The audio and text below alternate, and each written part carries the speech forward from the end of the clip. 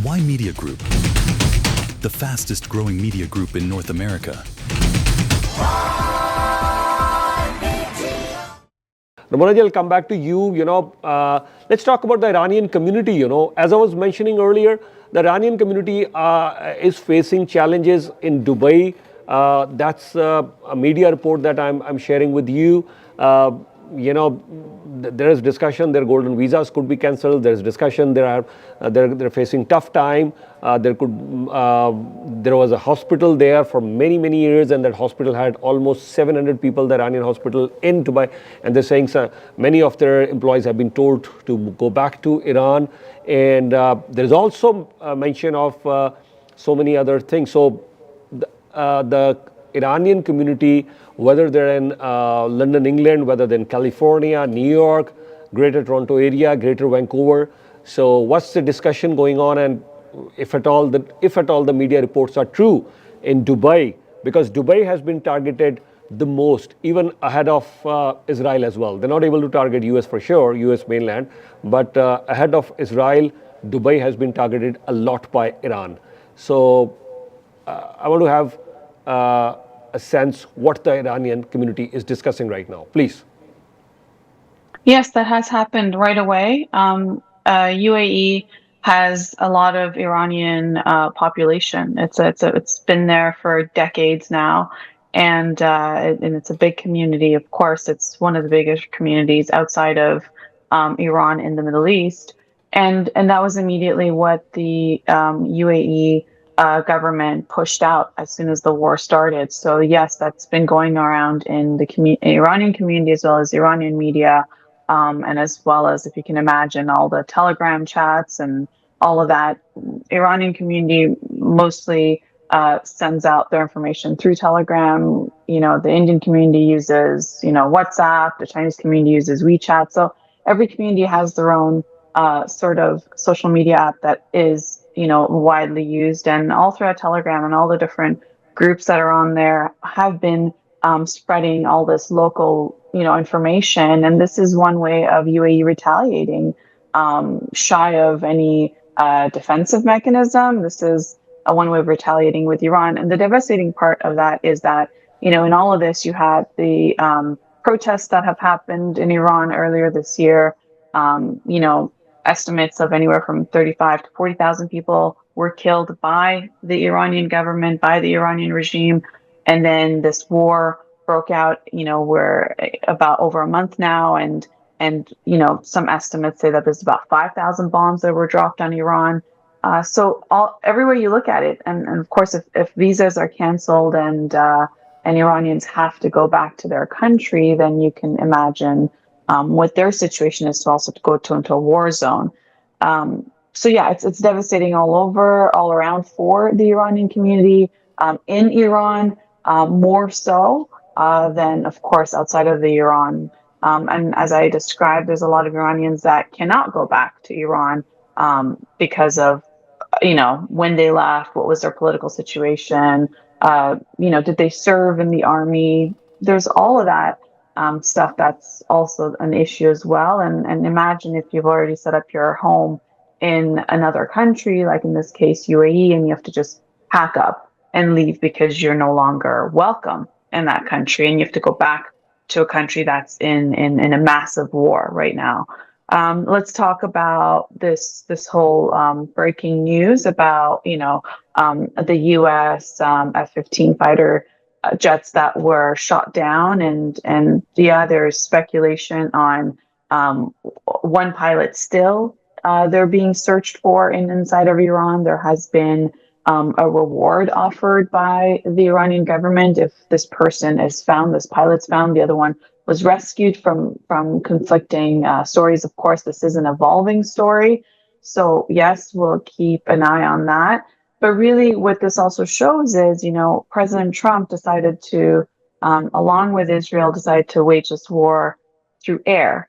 And, all the experts have told him that you cannot have a regime change with airstrikes. Yes, he took out the Ayatollah and the entire senior leadership, but then there was another Ayatollah. There's, the system continuing to go on. And as we see, Iran is responding to the attacks through what it's doing in, in its region, and as well as the strikes towards Israel. But if you want to now look at, this conversation about boots on ground by U.S. Army, by U.S. soldiers, the IDF is in Lebanon, so it's going to be American soldiers. Conversations about boots on the ground with them. Well, that's going to be very hard, because if you were to look at the map of Iran, so how do we know a country has, is able to kind of defend itself, right? So when you have more water around a country, it's less likely to be in these dire situations, like, like Canada, for example, right? End to end, we have oceans. Above, we have oceans, and our biggest border south of us is the United States. But the United States also has that insulation with, the Atlantic and the Pacific. In this case, Iran, when you look at its geography, it has the Persian Gulf on the bottom, right, which is the Strait of Hormuz, is that choke point, which it has full control of, because Iran's map covers the entire Persian Gulf. Meanwhile, the other GCC countries have parts of the Persian Gulf, so no one really controls it. Oman is also on the southern part of where that choke point is for the Strait of Hormuz. So if you look at that, okay, so Iran has shut that out. What would make, a global superpower right now, right? Right now we know it's about oil.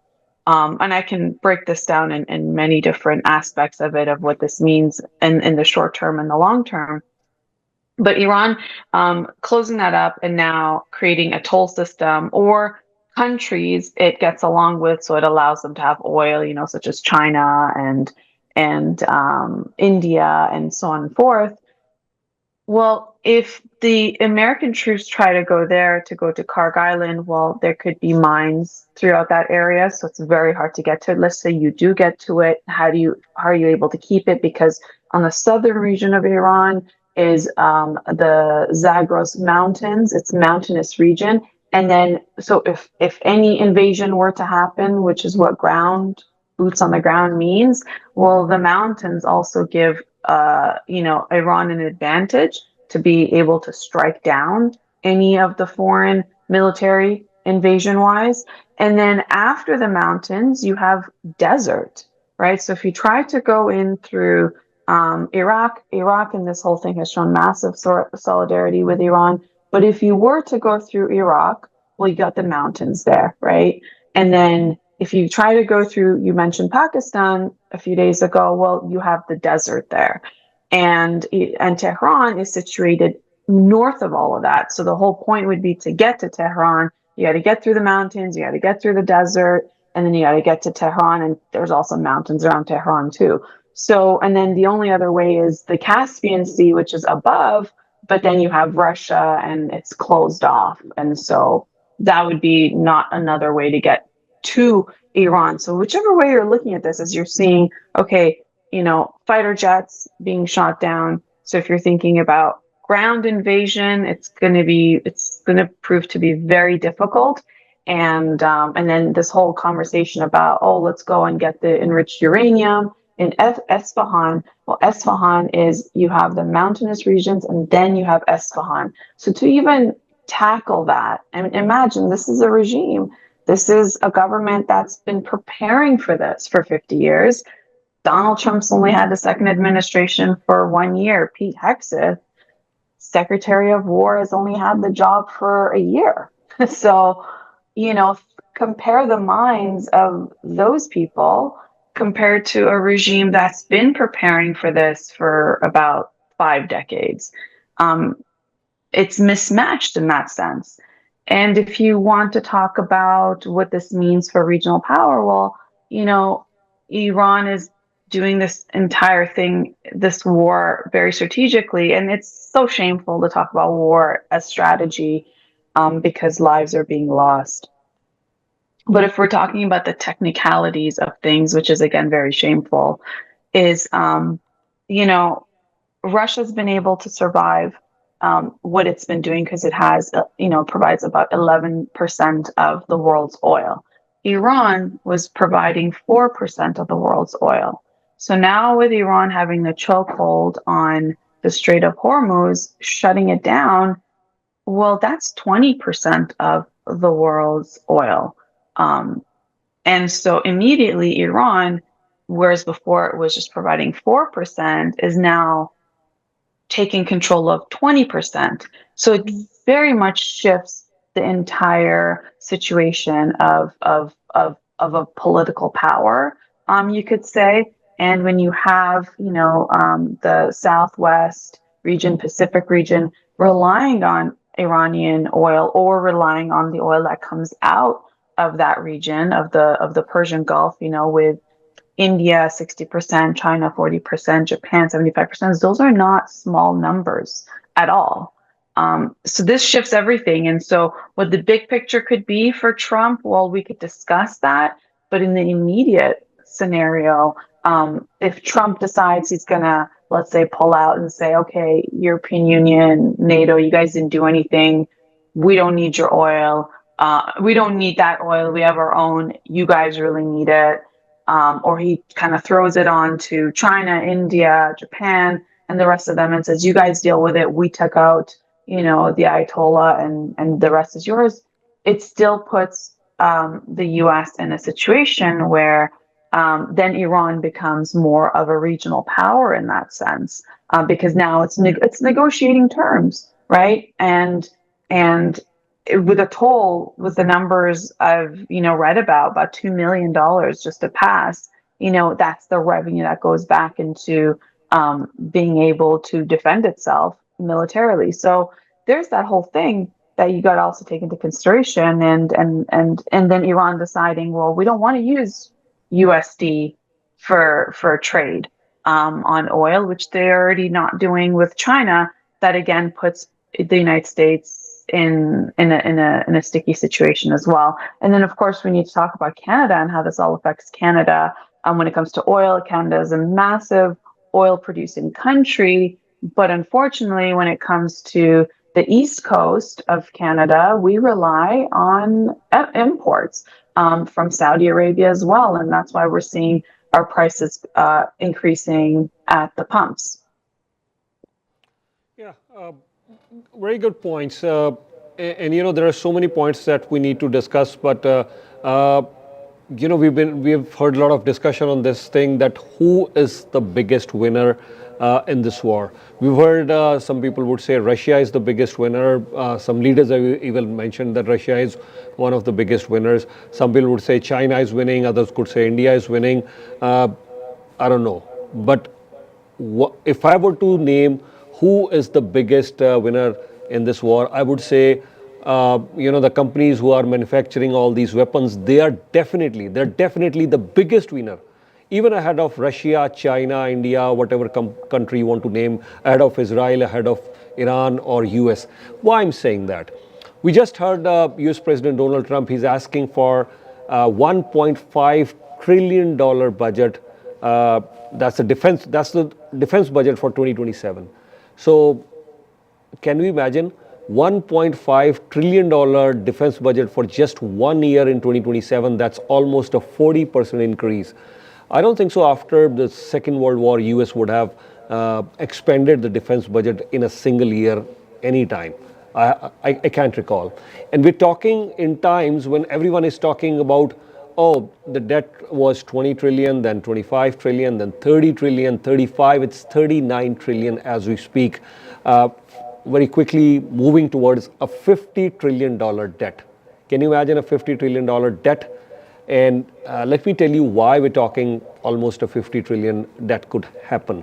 Because the annual deficit is almost touching 2 trillion every year. So when the annual deficit is almost 2 trillion in a year, you could imagine once it hits, it's already around 39 trillion, the overall debt. So continuous deficits every year, overall debt 39 trillion and touching and clearly increasing towards 50 trillion. What do? You're going to definitely have massive cuts on the non-defense spending. And even in this case as well, I think there is already discussion, cut some funds in education, healthcare, research, or maybe environmental initiatives. Of course, the Trump administration could also always say, the lots of inefficiencies that we are countering. But you know what? 40% increase in the defense budget. That's way, way too much. And I think as much as Trump administration is asking the lawmakers, this definitely will set up some sort of political battle in the Congress. And I would say those countries, who need more and more weapons after this. Canada, we've already mentioned that yes, we have achieved our 2% target of our GDP as far as our defense budget is concerned. And in the next 8 to 10 years, we are going to ramp it up to 5%. Many countries in Europe have been pressurized to do that. President Trump has always been talking about this. NATO alliance can only sustain if you go ahead with 5% of your GDP spending towards the defense budget. So 5% of the GDP towards defense spending. So what are they going to do? They're going to buy more weapons. Of course, there are other areas in defense as far as the pay structure is concerned. Canada has also revised the pay structure. Other countries will also do the same, or they're already revising the pay structure of the defense forces. But a lot of this budget will go into buying weapons. So, and of course in the Middle East countries as well. UA is already in discussions, including India. UA is in discussions with India to buy, India's missile defense system for 600 million. They are discussing that. So lots of weapons will be bought. Whether you're in the business of manufacturing the weapons in US, in France, in England, in Germany, in China, in India, or any other country, I think the lots of countries now who will benefit these weapon manufacturing companies, but we are going to take money away from so many good social causes. I think that's a major concern for me. The biggest winner in this war, the weapon manufacturing company, and the biggest loser in this war, all those countries who would be increasing their defense budget. But what choices are we left with? It's a more and more hostile world. And especially after this war. We're already discussing with Russia and Ukraine. Then there was Arctic sovereignty that has been discussed a lot. And here we are after this war, more spending towards the defense budget. Rumonaji, your take on this, please. Yeah, it's very devastating. This is after in the United States they had cut SNAP, what was termed Obamacare, Medicaid, and a lot of different Meals on Wheels, a lot of different social programs were cut in this past year. And now, that what they're asking for money for the defense budget, they're looking at cutting more from healthcare as well. So, I mean, it's a very devastating situation to go fund a war in a different country, to kill people. But yet not take care of your own. I mean, this reminds me of what you had mentioned about Marco Rubio's interview about why does a country not take care of its own citizens? If it has prosperity, if it has access to natural resources, if it's, and in the case of the United States, it's one of the richest countries in the world. Yet, they don't have access to proper education. I mean, it's very expensive to go to university. You can get around to going to community college. Healthcare. I mean, you want to go do a checkup. Do you have $500 to pay just for a checkup? You wanna, you want to deliver a baby. That's at least $40,000. I mean, just basic healthcare. A lot of people don't go even get checkups or to go attend to their basic needs because they have to pay unless they have insurance coverage. And if they have insurance and they have to go to places that their insurance covers. I mean, everywhere you look at it, when it comes to, they don't have maternity leave. The way we have here, maternity leave, paternity leave, it's not a thing there. The average vacation there is about 2 weeks. I mean, it's really a country of the haves and the have-nots. Yeah, you have its massive tech sector, you have its oil sector, you have, big industries, but when you drive through America, you can see infrastructure isn't at to par. And especially if you drive through middle America, and even if you go out of, the centers of like Manhattan, you just go out to, upstate New York, or if you go out to other parts of some of these really rich states versus the states just that don't have it. So, it's a very sad time because this is a president who won decisively and was able to get the number of share of votes because he campaigned on taking care of America. I mean, the whole concept of America first had nothing to do with wars in the Middle East or anything else. So it's a massive U-turn, and the rate it's going at is a massive escalation. And then to your point on other countries having to remilitarize, yeah, Japan will need to, South Korea will need to, Taiwan is thinking any day now, what is China going to do? And especially like if you're thinking about the devastation they're going through right now, dozens of countries have introduced policies where they have to ration out their electricity, conserve their fuel, and hoard fertilizer. This is as a result of this war because the Strait of Hormuz provided all of those aspects to some of those countries in that region, right? So some policies are drive alternative days, work from home. Myanmar, for example, there's limits to 15 liters of fuel per week for drivers. That's in Sri Lanka. The alternative days of driving is from Myanmar. Australian states are also having an issue there because they rely heavily on this oil access. So, they've come up with measures of making public transportation for free. But so it's just to decrease people wanting to, drive their own vehicles. In Thailand, you have them, telling people to, as little as taking off their jackets so they don't use the energy of air conditioning while they're driving. In Pakistan, they're told that, when it comes to sports fans that have to watch cricket, they should do it at home to conserve fuel. So, every little way of life is being shifted around because, this is serious. JP Morgan said if this continues by mid-April, we're in a very bad situation because the countries that have reserves are using up their oil reserves, and the bigger share of the countries that are getting their oil out of the Strait of Hormuz, but not the same rate that it is used to, has been China and India. But even India is rationing as well. So you have this entire thing playing out, but then imagine if now you remilitarize and you have to spend your country's budget on that, and what that means on, like what you said, on healthcare and other basic necessities that you must provide for your country, for your nation. And then we can talk about Canada and Canada's exposure in all of this, of course.